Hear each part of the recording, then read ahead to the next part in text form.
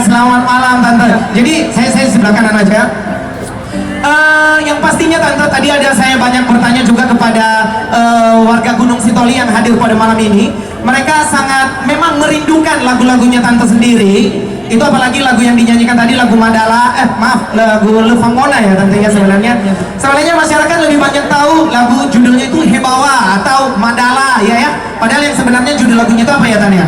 Levangona. Levangona. Nah begitu teman-teman semua, Bapak Ibu, judul yang sebenarnya untuk lagu Hebawa itu judulnya Levangona ya Tante ya. Kemudian untuk lagu yang tadi pertama dinyanyikan juga ada lagu Lesai Badede. Ya. Kalau boleh tahu ini lagunya diciptakan pada tahun berapa ya Tania? Tahun ini 89. 89. Ada yang lebih tahu di bawah. Itu dengan siapa? Pak Tante ya, 1989. 89 ya Tante ya? Kayaknya ya lupa juga. Kalau Pak, tapi Tante ceritanya ke saya kemarin 1982. Enggak, mulai menulis lagu ya. Kalau untuk lagu yang pertama sekali ditulis tahun 1982 itu lagunya apa ya Tania? Kawan-kawan. Oh, kebetulan ada perlombaan lagu.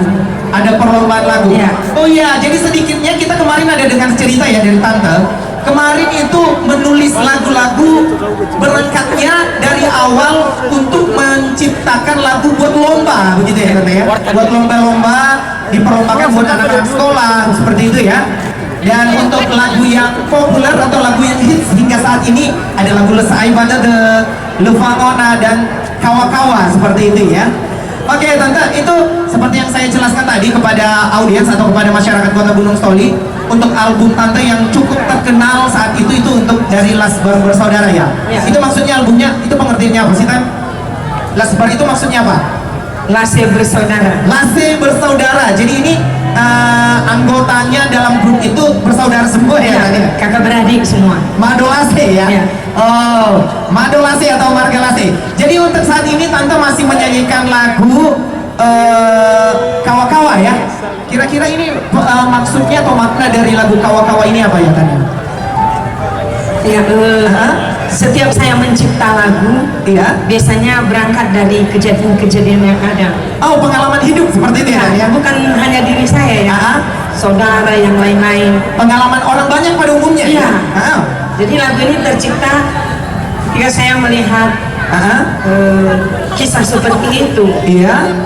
Ada yang ditinggalin begitu saja tanpa pamit. Waduh, ditinggalin begitu saja tanpa pamit ya Tanya. Siapa sih yang mengalami hal yang sama? Sepertinya di depan saya ada mengalami hal yang sama ya, ditinggalin begitu saja. Jadi untuk lagu Kawa-Kawa ini gimana? Bapak Ibu semua tahu nggak lagu Kawa-Kawa? Coba refnya seperti apa ya? 1, 2, 3.